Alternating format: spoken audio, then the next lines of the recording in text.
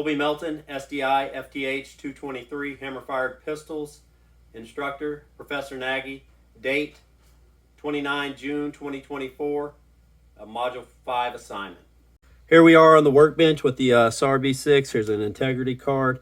Got some other things. First thing we're going to do is clear the firearm. We'll go ahead and drop the magazine. As you can see, both magazines are clear. We're going to work the action, make sure nothing's in there, lock the slide to the rear, visually inspect the magazine well and the chamber, and physically check the chamber. Nothing's in there. The firearm is clear. Additionally, there's no live ammunition in the workspace.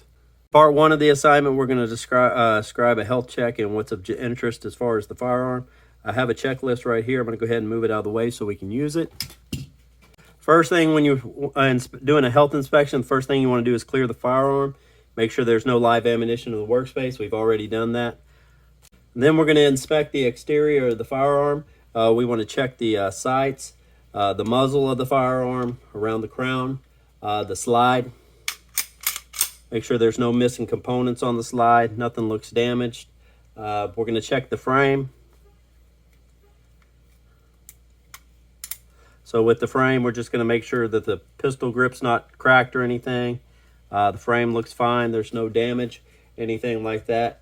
Slide to frame fit. Some of them you can see better in between the things. This one, because it's recessed into the rails, it's a little bit different.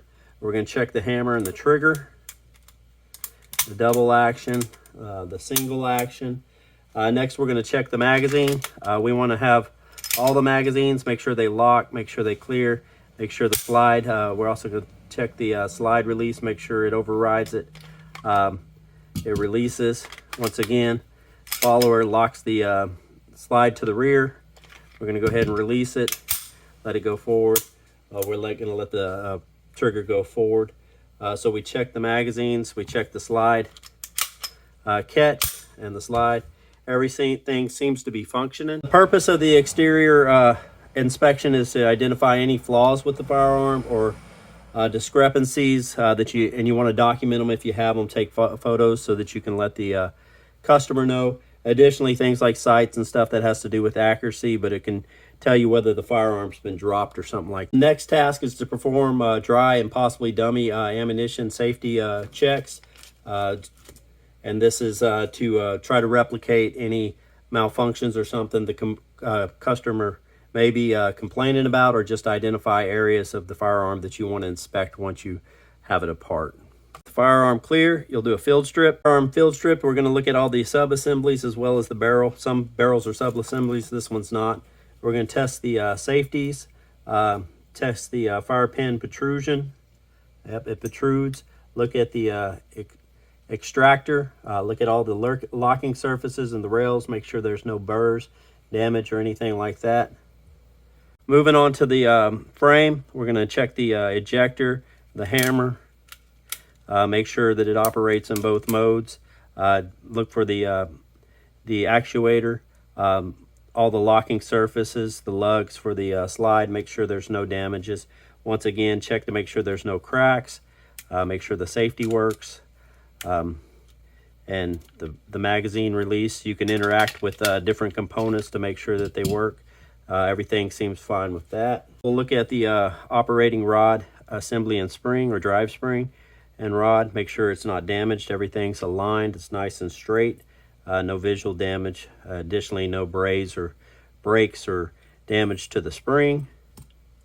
For the barrel, we're going to look at the feed ramp. Look down at the bore. Make sure the bore's good to go. Look at the locking surfaces. Once again, the crown. We can take out a magnifying glass or something and look in there.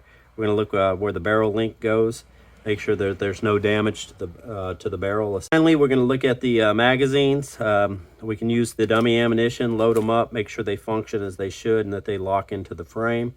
And if there's no issues, we can conclude that everything's functioning as it should. These sub-assembly functions checks, along with the exterior inspection and the functions check that we did, like when it was together, would all be used to identify any worn or broken or faulty components and ensure that the components were functioning as they should. Go ahead and go off camera, reassemble the firearm, and I'll be back.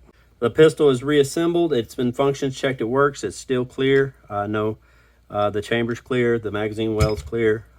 Magazines are clear, and there's no live ammunition in the workspace. Some additional checks and tests that can be done to the firearm to ensure that it is safe and operating properly are to weigh the trigger pull, both in single and double action.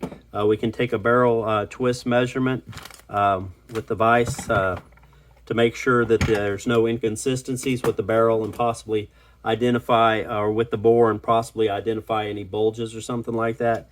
We can check the headspace with the headspaces gauges to make sure that none of the components need to be changed or replaced. And we can measure the firing pin protrusion. When we had it out earlier, we can measure the firing pin protrusion if we have a way to do that to make sure it's within the manufacturer's specs.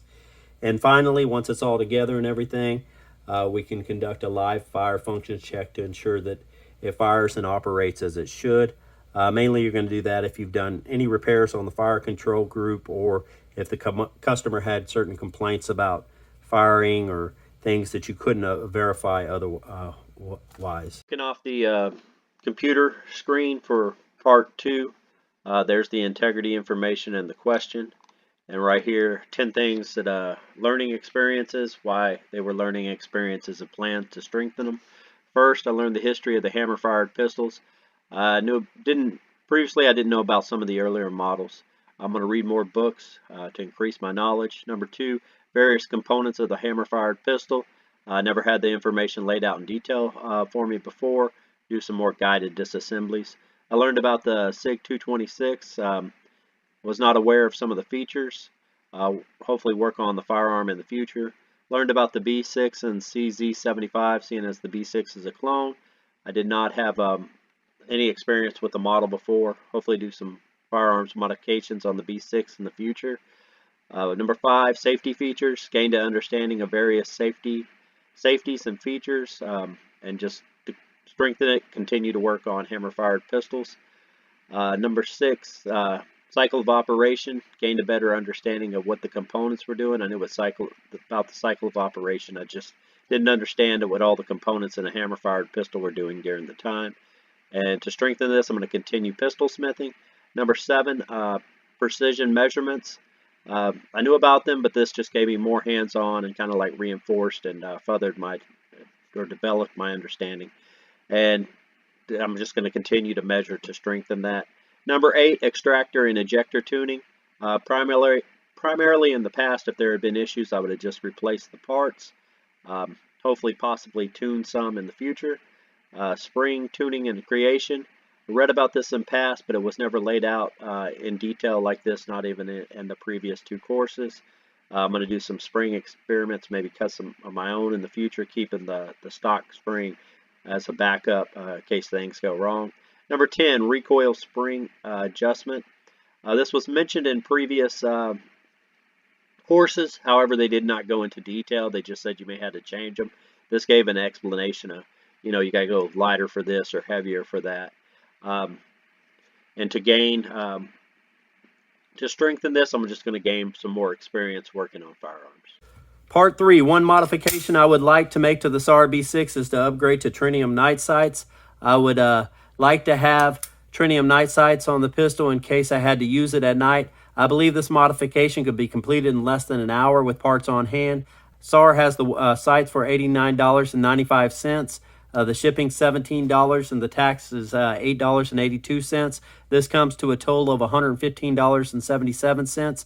If I were completing this modification for a customer, I would charge $30 labor if they had the parts on hand. If I had to order the parts, I would charge them $115.77 for the parts and $35 for the admin and labor. This would bring the total to $150.77. I'm not sure if this aligns with the rates of other gunsmiths in my area. Many of them like to charge $35 an hour. However, most like to tack on a minimum of a 1-hour fee. And I know a lot of them like to do an administrative fee for parts they order, but I'm not sure if they do a standard or an hourly fee or as a percentage. Most of the gunsmiths I've talked to in my area, they work in the back of a gun store and don't do the actual billing themselves. This concludes my Module 5 assignment.